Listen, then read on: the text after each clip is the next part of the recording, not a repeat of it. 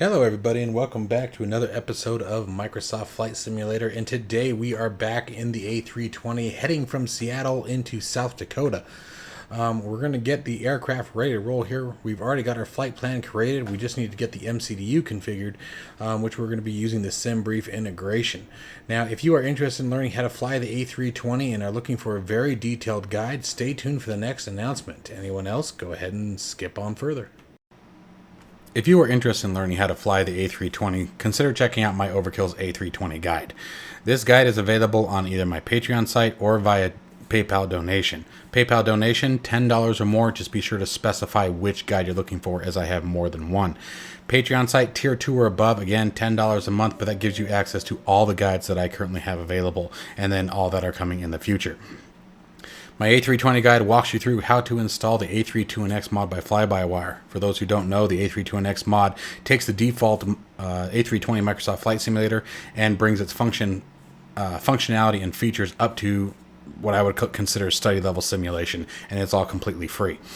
So be sure to check that out. This guide walks you through everything from creating your flight plan into SimBrief, reading your flight plan in SimBrief, entering your flight plan in Microsoft Flight Simulator if that's how you choose to do so in the main menu or in the main map, full cockpit tours, walking through every button, switch, etc., letting you guys know where all the different panels and what the different options are, different displays on the screen and icons and things that you may experience while in flight and what they mean and how to read them and interpolate the information being displayed, the preliminary checklist before starting up the aircraft, taxi, takeoff, navigation, your altitude management, features of the MCDU that aren't related specifically to the A320 but are available because of fly-by-wire and their efforts, how to break down a flight route, understanding what you're looking at so you can take this information, use it in future flights, rather than just copying and pasting information that you're seeing on a screen or on a document, how to acquire some more information that's provided in the A320, specifically the A320X. The different gauges, again, understanding what you're looking at versus just, powering up and going, getting some of that background information to solidify your flight, looking at approach plates, departure plates, SIDS, stars, all those things that we have to consider when doing an IFR flight, managing your descent, when to start your descent, as well as the approach and giving you goals of where you want to be at specific points and even the missed approach. For shutdown, we go through the startup or the cold and dark and the turnaround status. So again, if you guys are interested in a guide like this and interested in learning how to fly the A320, consider donating or subscribing to Patreon to acquire your guide. All right, so as I said, Seattle to South Dakota. You can see the baggage in the aircraft is being loaded and prepared for flight, so let's get into the cockpit and do the same. We are controlling everything using the EFB, which has come very, very far since its initial release. And we'll be going over some of the other features of this once we get up in flight and demonstrating some of the things that it can do. But it's a very awesome piece of software. Fly-by-wire, once again, continues to raise the bar and the standards for simulation. Let's go ahead and move on down to the MCDU and get things rolling pretty quickly here. Oh, actually, sorry. Helps if we start up top and get the power on. So first we're going to go batteries on, ground power on, get our IRS aligned, crew oxygen supply set, wing lights on, nav and logo lights on, seatbelt signs on for boarding, as well as no portable devices, and arm those emergency exit lights. We're going to leave the APU and fuel pumps off until we get the aircraft fueled and ready to get out of here. We can turn on a bit of lighting just in case. It is getting a little dark due to the clouds outside. Now let's go ahead and step downstairs and we'll finish configuring the cockpit for comfort. Alright, so let's get our lights turned on.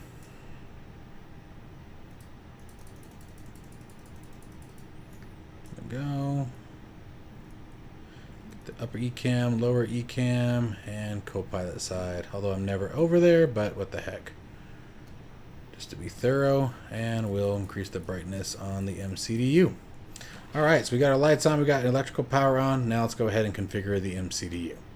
Alright, so moving down the MCDU, the first thing that I want to do is get our ATIS information to verify that we have the runway that we're going to be looking for. So we're going to go to ATSU, AOC, then ATIS. From here, we'll type in our departing airfield, so Kilo Sierra Echo Alpha. Throw that up in the box there, select departure, and hit send. We'll wait for it to say sent here.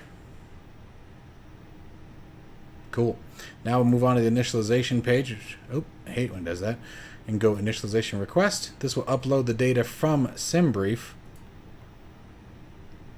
as long as you have your SimBrief information configured. Now just to double check on that, guys, to show you guys what I'm talking about, go into options from the MCDU menu, go to FMGC. Oh, nope, back, sorry, been a minute. Although I actually do want to change that. I'm not sure how that got changed back to kilograms. I had set that to pounds already once, but that happens. Go MCDU menu, and what is it that we're looking for? We want options, and I think we want AOC, and yep, SimBrief. And in here, you would just type in your user ID or pilot ID. So I'm going to hit return here. We go back to MCDU menu, go back to ATSU, go to AOC, and we should have a received message. You can see there's our ATIS information.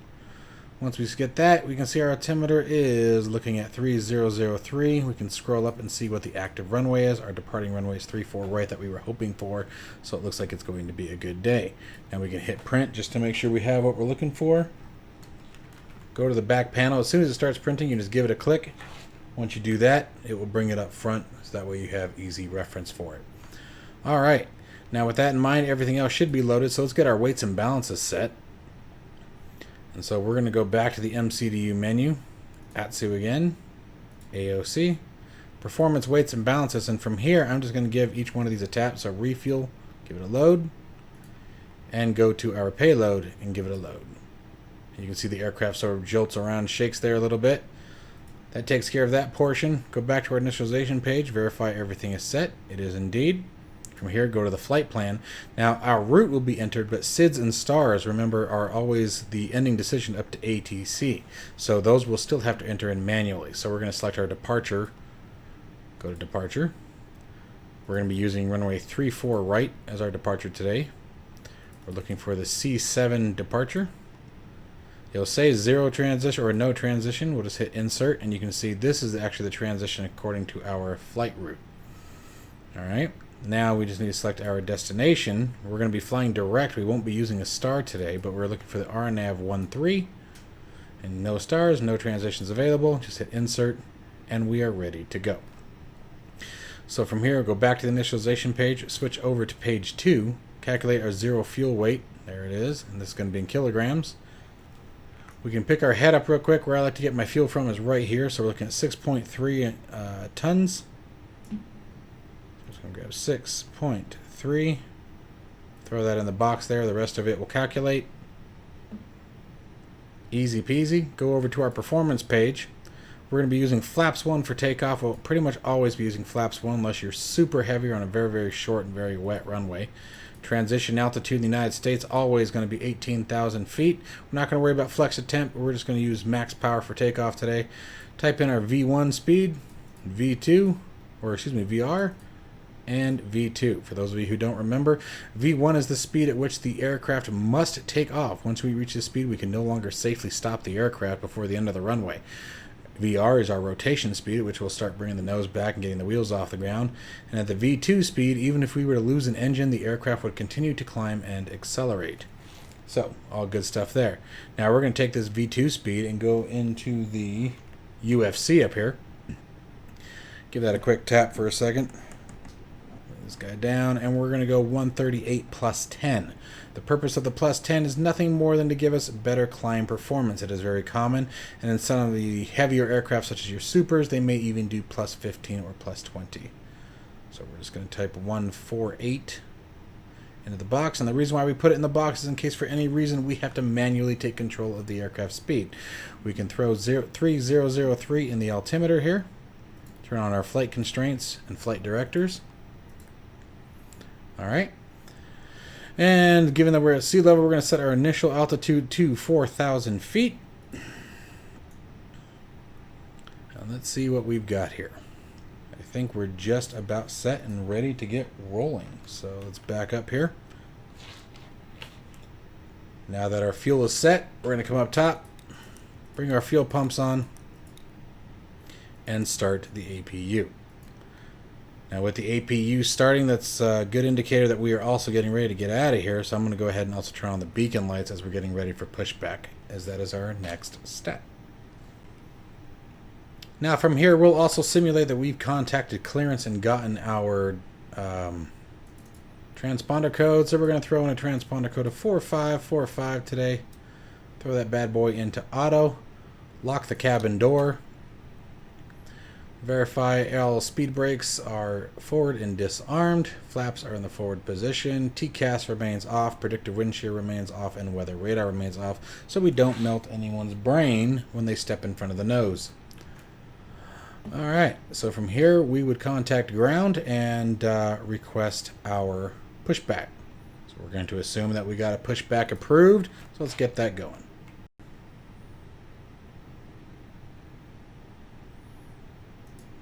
Cockpit ground, request received, tug is on its way.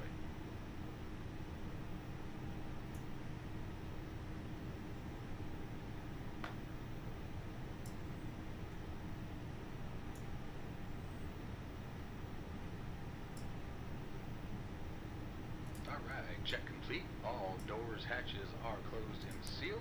We are ready to land, Captain.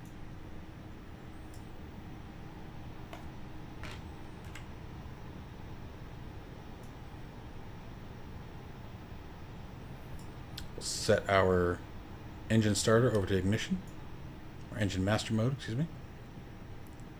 Alright, Captain, tow is connected, bypass pin is inserted, and we are ready to get you out of here. Go ahead and release that parking brake for me.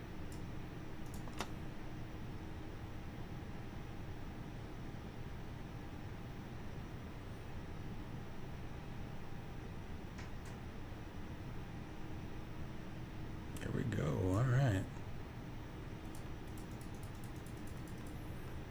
A quick check. I didn't check for decel. Alright, commencing pushback, and you may start your engines when ready, Captain. All right, so let's fire up engine 2. Just doing a quick check on the flight plan. Dawned on me I didn't check for discontinuities or anything like that. So we're good. Got engine 2 cycling. And we also needed to start that chronometer. Oh wow, they put a highlight on it.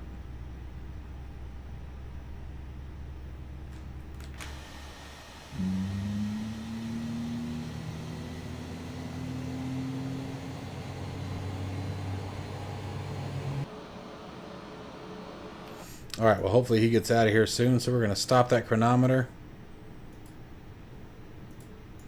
Give it a recycle, and start the other engine.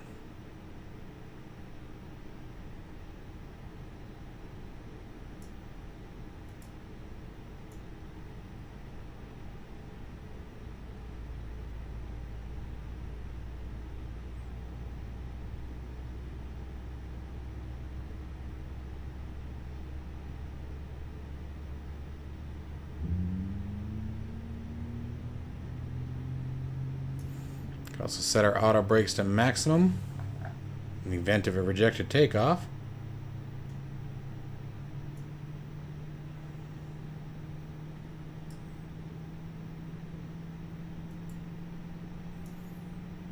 I really need this tug to take a hike.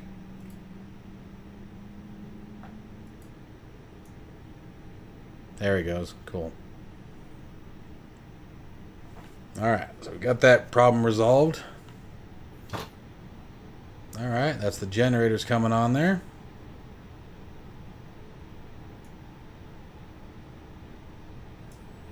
We can stop the chronometer. Turn off the APU bleed. We can stop the APU. Taxi lights on. Runway turn off light on. And I think we are ready for one final check. We'll do predictive wind shear. TCAS to TA. Weather radar, it's up to you. I typically leave it off because it just clutters up my screen, but every now and then I do use it. Set flaps to 1. And arm our spoilers for takeoff. Alright, so we are now set. Let's go ahead and get our taxi out to runway 34 right.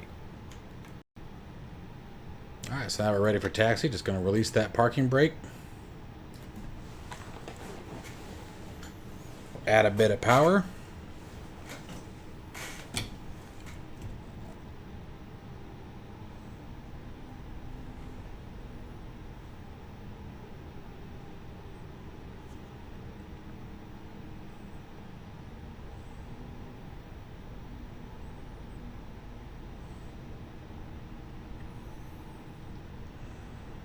Last few releases of the A320, I've gotten quite a bit of stuttering. I'm not sure what that's about. I used to have any problems with this aircraft.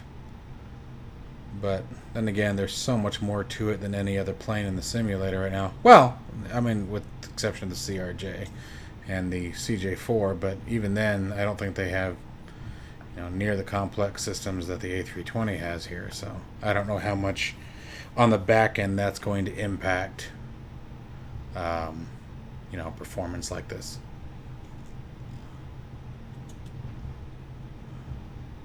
I just made that taxi at almost 18 knots. That's a major no-no, or that turn, excuse me. You should not be turning the aircraft more than 10 knots. And typically you want to be about 7 or 8 knots by the time you start your turn, because the aircraft will continue to accelerate as you approach it.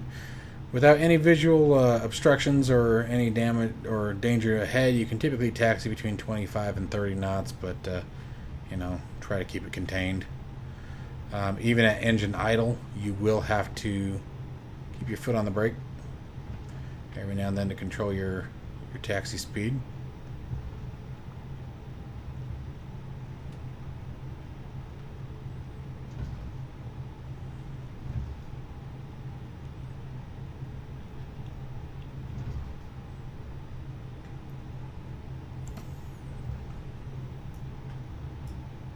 Give the cabin a call. Do our takeoff configuration.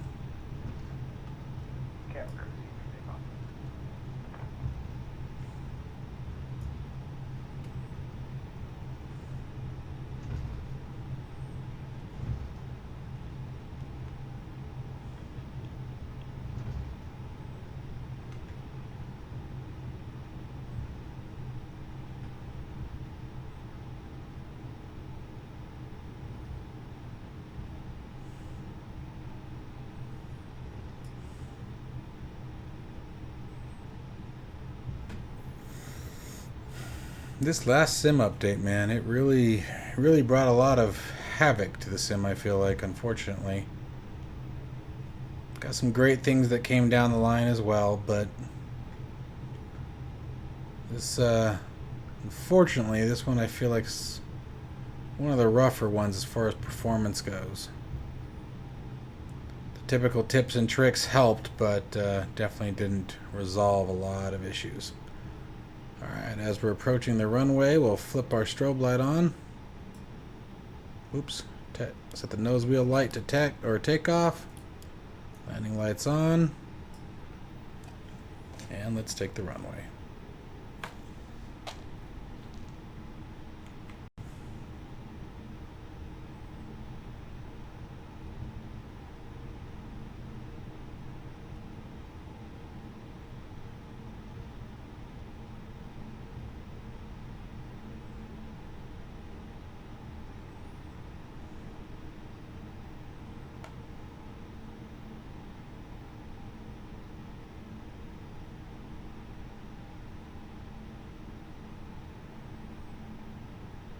Alright, we are lined up with the runway. We're going to start that chronometer.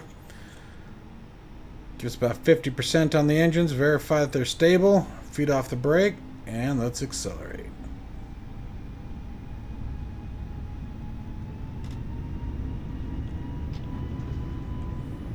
And we are in toga.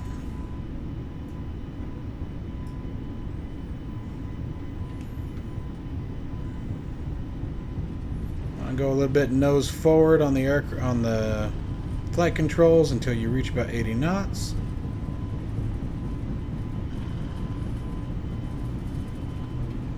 There's V1, and we're going to pull the nose back. Once we get positive rate, continue the climb out at about 3 degrees per second, up to about 15 degrees. Gear up with positive rate.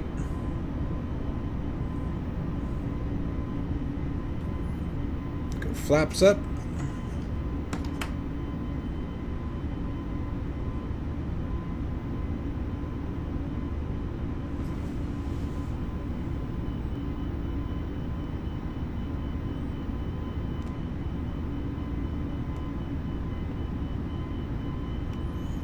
Alright, levers into climb so we can pull those throttles back.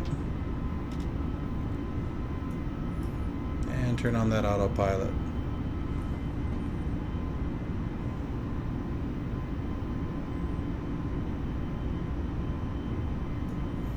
We can disarm the spoilers.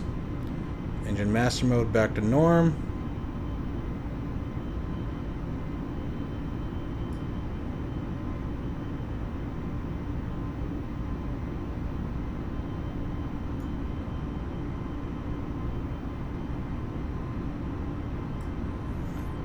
And let's increase our altitude.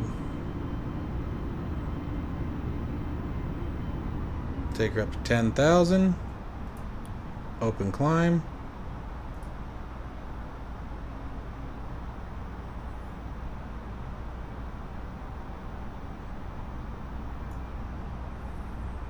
Nasty weather.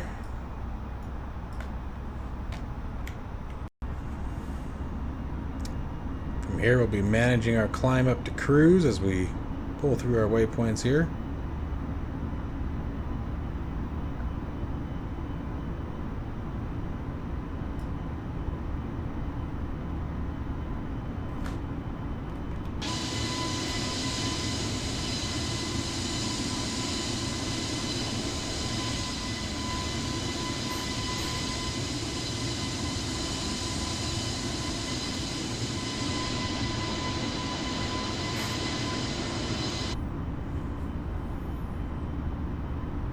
There we go.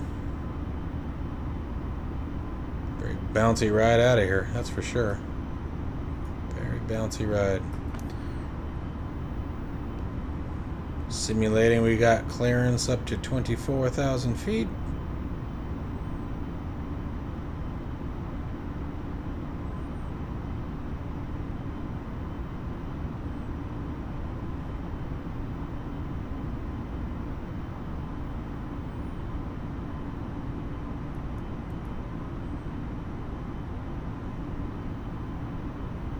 Not sure why our airspeed's bouncing around so bad, but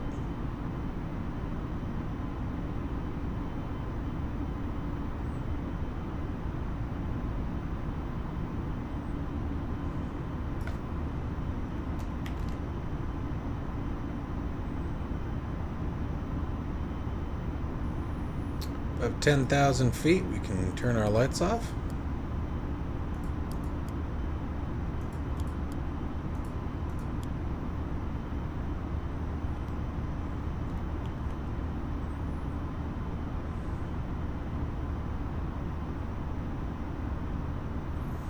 The only thing we got left to do at this point is we're going to continue our climb up to flight level 350 today. And at 18,000 feet, we'll be given the barometer a quick tap with the down arrow here like so. And that'll switch it over into the standard altimeter of 29902.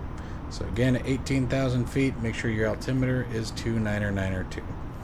I will catch you guys when we get up to cruise, and we'll chat a little bit about the EFB and some of the new features that are available to it. Hopefully this turbulence clears out, because this is pretty brutal up here. Wow, this is really brutal up here. These poor passengers. Seatbelt signs are definitely going to be staying on for a while, but I'll catch you guys as we get up to our cruise altitude. Alright everybody, and welcome back. You can see we're up at our standard altimeter pressure, 29902. I had to manually turn the wind down. It was only set to gust at 12 knots, and it was rocking the plane the way you saw, so I didn't agree with that particular nonsense. So what we can do here is turn our fasten seatbelt signs off, turn the portable devices off, and let people just sort of relax now. And we'll take a look at the EFB. So coming back to the dashboard, actually the first thing that you want to do is you want to go to company. You want to make sure you enter in your SimBrief username here. The easiest way I found to do it is to copy and paste it. Don't try to type it out, because the problem is that while you're typing it here, the simulator also recognizes any of those keystrokes, and if they're bound to anything, well, you're going to trigger some weird things. And I recommend just doing the Control-C, Control-V when you paste it in. But if we start at the top, we go to dashboard.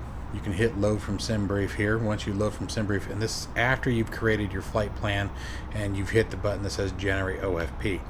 Once you do that, you get from SimBrief button here, and you can see it brings up everything from your flight route, destination, flight time, Gives you your MEDAR information for both the departure location and arrival location. Really handy stuff, as well as a live map tracking your position. You can come over here to dispatch, and dispatch gives you the aircraft's max settings, you know, your range, max takeoff weight, fuel capacity, etc. Go to OFP, and this is our flight plan that you created in SimBrief, right down to each page that exists, and it's really, really handy. Just simply give it a left click and hold it, and you can scroll up and down. This is very, very handy to have. Your fuel load setting, you can actually set the fuel load. Now, the reason why I did it via the SimBrief integration by just basically clicking on it is just simply because it loads here in the EFB as kilograms, and I have my SimBrief set to pounds, so it was like one of those like, oh man. And then you can also set the fuel time. Payload, I believe, yep, currently inoperative still, but definitely something coming. Flight performance, you can see your current ground speed, and you can set your distance here, or your top of descent, and give you a guesstimate of when you want to descend. So if we hit sync here, you can see we're at 35,000 feet. Our target altitude is, you're going to use your touchdown zone altitude, so it's going to be 1,700 feet is what we're going to call that. And you can see we want to start our descent at about 105 nautical miles before our target altitude. It's really handy. It's really nice. Let's see here. Whoa, what is that? What's going on here? Hold on. What's happening? Are we back into the nonsense? Yeah, see, this wind is just BS, man. And it doesn't make any sense. I'm just going to set it to 0 here if I can.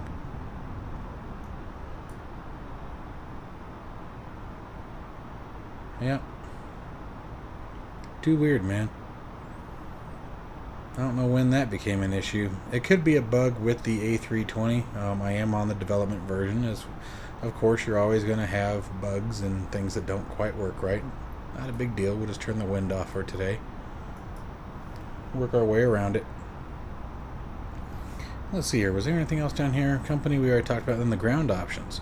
So the ground options, you can set the PAX button. And what that is it loads up the jetway, brings it up to the aircraft, and you can open the door, call your fuel truck, your baggage, your external power. All of these work. It's really awesome. And then you also have the pushback options. You can call the tug, and then as well as you know, I think we can unclick that. I think it's safe to say the tug is not going to make it to us.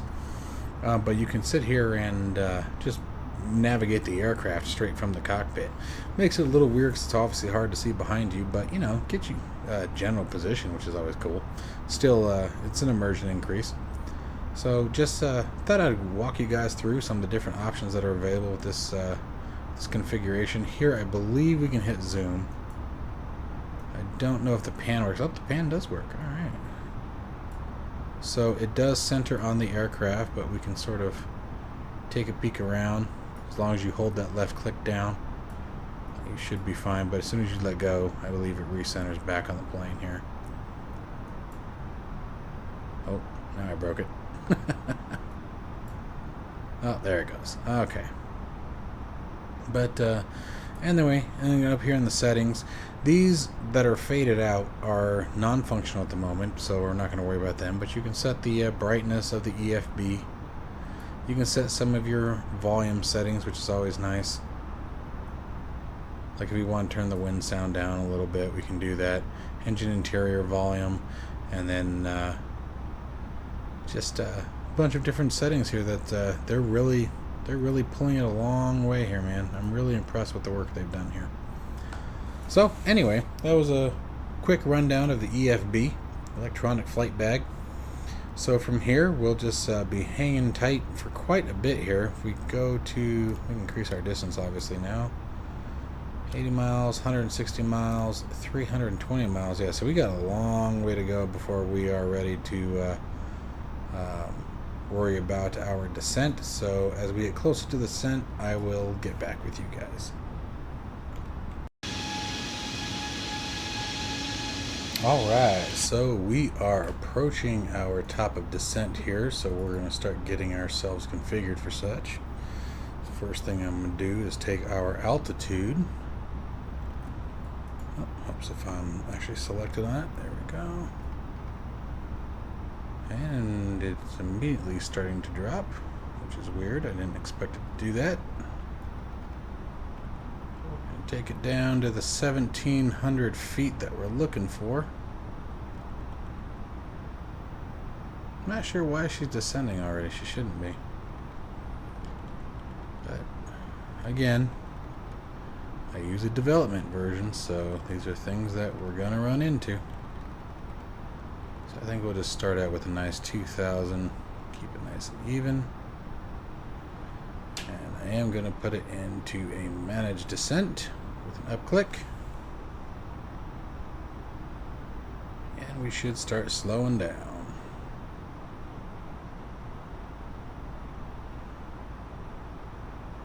The weather has still been very, very awkward. I'm not quite sure what is going on with that, but it's been very weird. Even me setting the the wind down to 0, it's just causing all kinds of problems. It's really odd. Like that.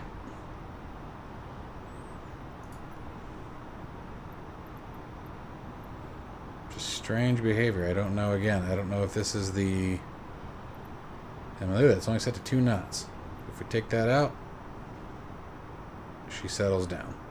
It's so strange. I'm not quite sure what's happening there, but it is what it is. We'll get through it. I don't know if this is the first time I've ran into it, so I don't think it's a bug with the simulator. I think it might be something, a new development with the A320, but I'll have to check the I'll have to check the Discord and see if this is a known bug with them. But whatever. Like I said, we adapt, right? Alright, let's see what we got going on here. Alright, so we need to enter in our destination data. Let's do that. Alright, so the first thing I'm gonna do that makes this part real easy, actually, you know what we can do? This is where your EFB comes in handy. So we're going to be looking at the meter information. 2967 is our altimeter. And what do we got? Temperature is 8. Dew point 01. 130 at 14 knots is the wind. So probably have to come back up here because I'm sure I'm not going to forget all that or remember all that. But we're going to go to performance. We're going to go to next phase and start figuring the approach phase. So yeah, I already forgot what the altimeter was. The altimeter is 2967. So we're going to go 29.67. I don't even know if you need the point anymore. And then the temperature was 8. Throw that in there. I believe the wind was 130 at 14 knots. Transition altitude again in the US, always 18,000. And that's all we needed. Let's see here, landing configuration 3. Approach speed should be 126 knots, landing speed 121. So we'll go back to our flight plan. See how we're doing from here. Kick that up a little bit. Alright, so from here I'll just be managing our descent. Obviously at 18,000 I'll be switching the altimeter back over and to our desired altimeter here, and again that is 2967, so we'll keep an eye on that. But from here, it's just a smooth descent down, so I'll catch you guys in just a few. Alright, so real quick, I figured I'd just show you guys. We're going to give the altimeter a click upwards here, and then set it to our 2967.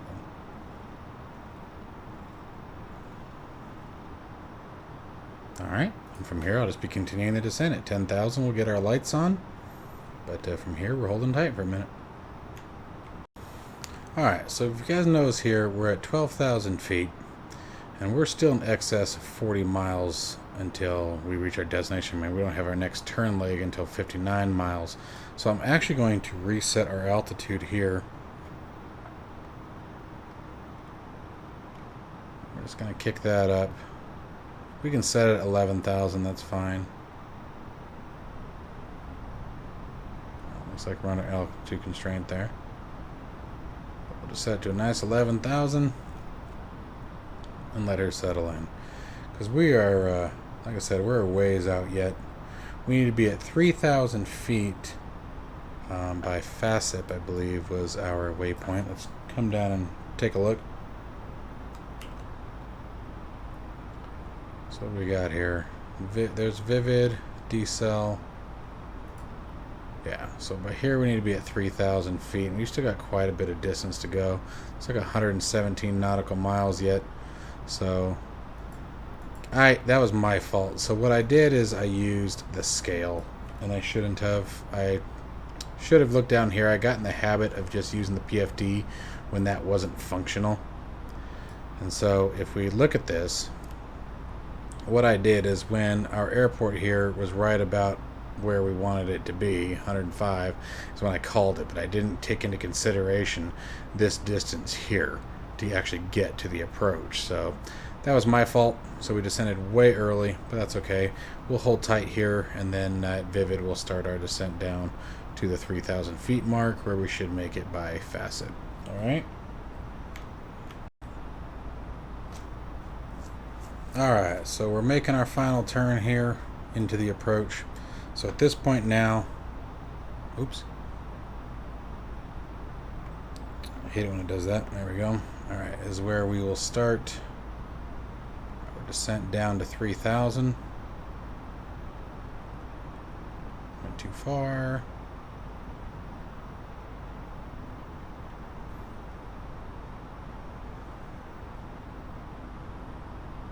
Let's go ahead and give that a click. Begin our descent.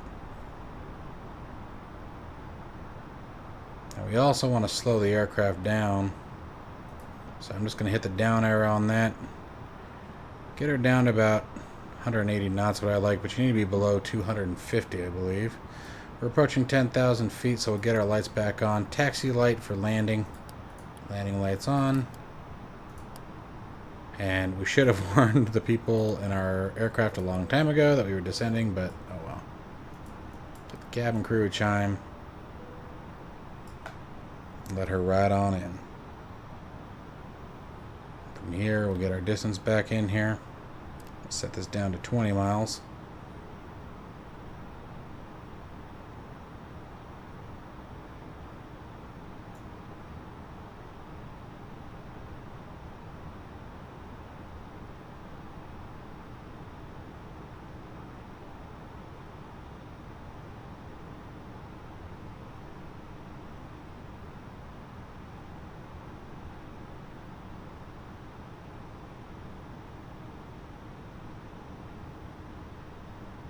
Alright, once she's slowed down, she'll start descending.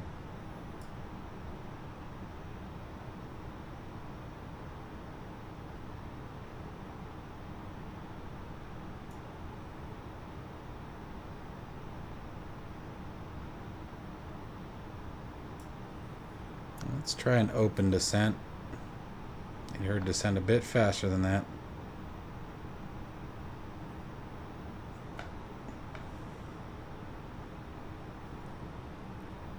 And actually, still not descending the way I'd like her to, so we're going to go into vertical descent. Or vertical speed mode. There she goes. Why are you not letting me descend? There we go. Let it do from here, but it wouldn't let me do it from my controls. Now it will. That's weird. Dude, stop going into open descent. I want vertical speed. Get your butt down there. Damn aircraft, stop fighting me.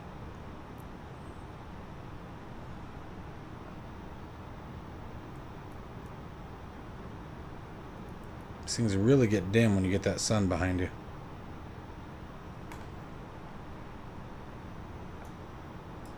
Need to be at 4,000 by there. Might make that.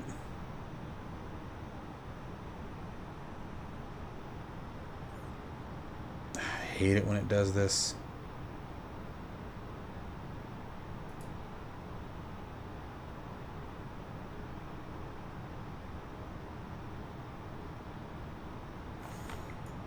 Plane, we are not going to make that vertical or that altitude if you don't get your butt going down. Oh, you know what? It's my airspeed. Let's increase that.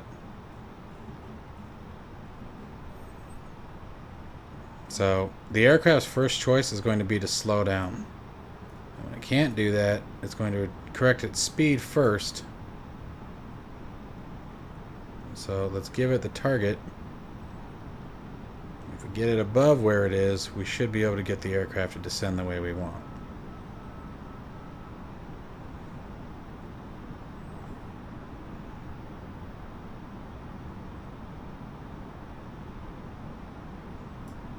Alright, at this point, we can level her off a bit.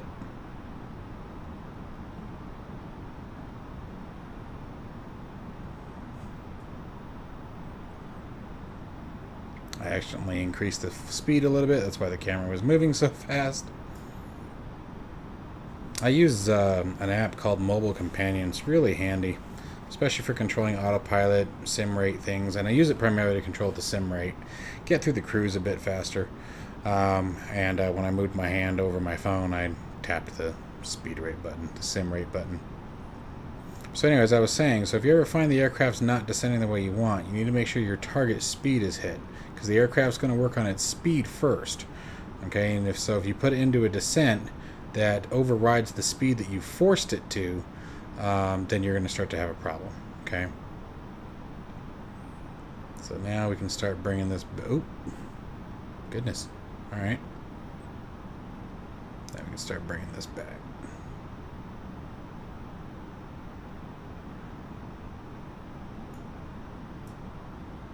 We're going to leave this up at 4,000 as we have a altitude constraint.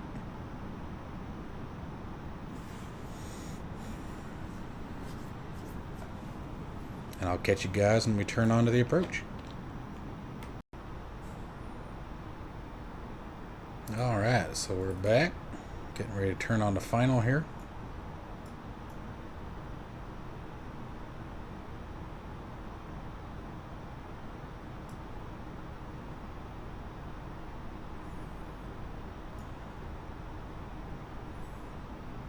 As we make the turn on the final, I'm going to go ahead and turn on the approach mode.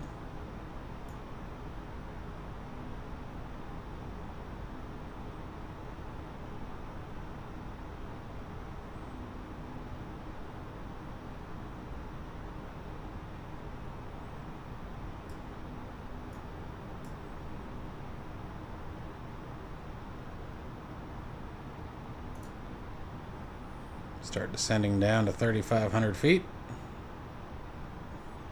Inside 10 miles, got flaps 1 coming down.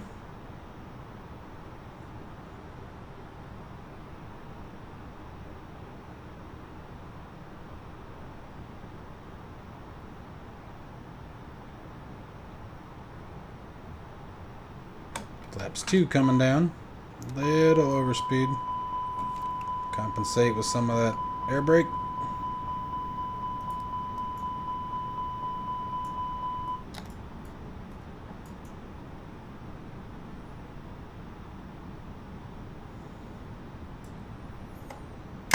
Landing gear coming down, that'll help with the drag.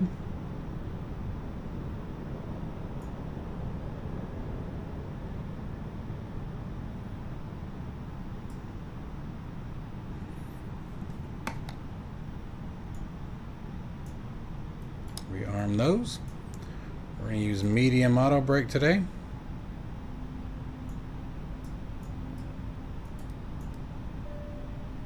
Get the cabin a chime. Full flaps on the mark.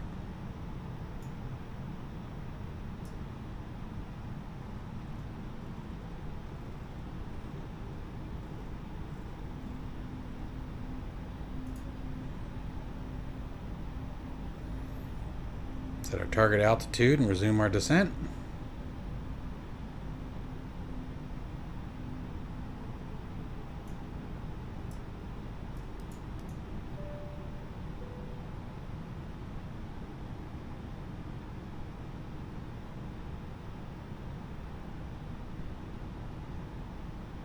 Descent rate's looking good.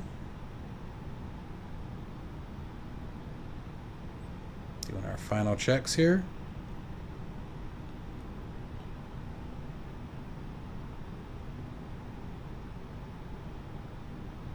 Perfect. Looks like we might be a little high on the glide slope.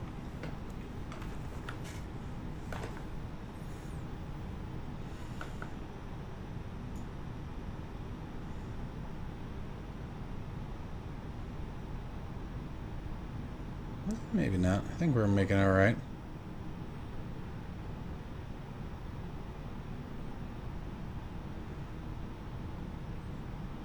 There she goes.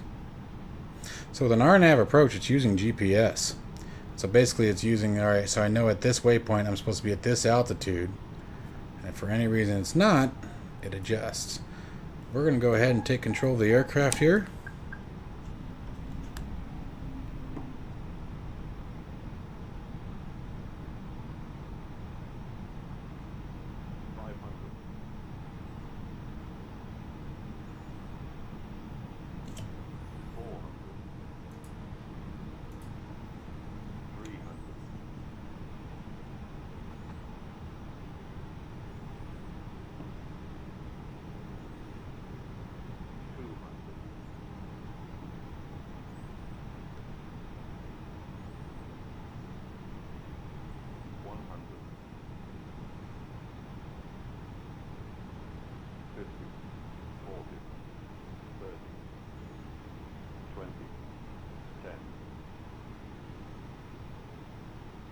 Come on, baby.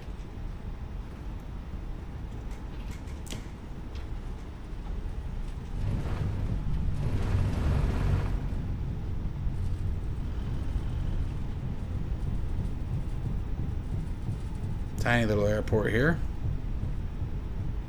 I knew we could get her down. Wasn't worried about that.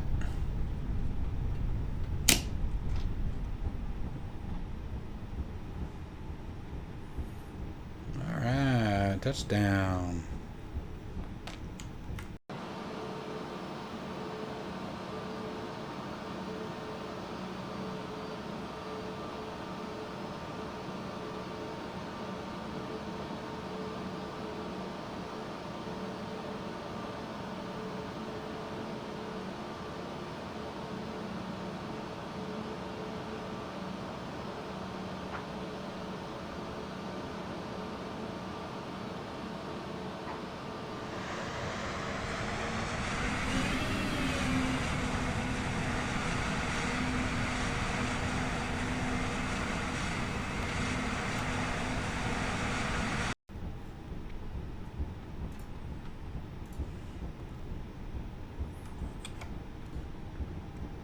Clean the flaps up.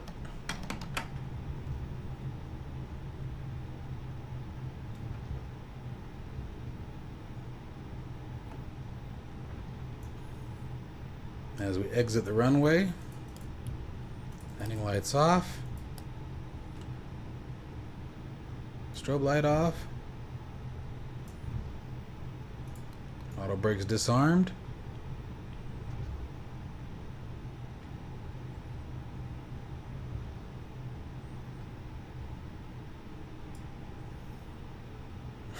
And probably the smallest airport you've ever seen an A320 land at. I debated whether or not we were going to do this at the beginning of the flight, and I'm like, you know what? I want to do something different. Try something a little bit more challenging.